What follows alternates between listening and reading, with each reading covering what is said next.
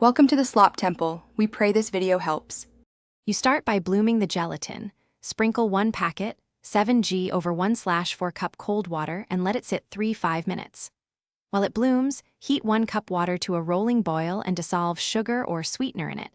This ensures the gelatin binds evenly. Once the bloom swells, pour the boiling water over it and stir vigorously until crystal clear. This step activates the gelling proteins and removes grit, so your final texture will be firm and smooth.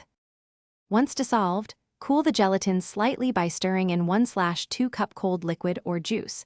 This lowers temperature and preserves volatile flavors. You should add extracts, citric acid, or food coloring now. Strain the mixture into your molds to remove foam and undissolved solids. Make sure to pour slowly and tap the tray on the counter to pop surface bubbles, because trapped air weakens structure. If you need a firmer bite, increase gelatin by 1/3 next batch. Conversely, reduce for softer Jello. You finish by refrigerating the poured molds for 6 hours at about 4°-5°C until fully set.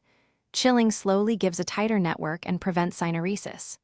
To unmold, briefly dip the mold bottom in warm water for 3 to 5 seconds, invert, and gently shake. This releases the gel cleanly. If the Jello is too soft, dissolve an extra packet in 2 tablespoons hot water, cool slightly. Then fold into the semi-set Jello and rechill. This repairs firmness without reheating the whole batch. Thanks for watching.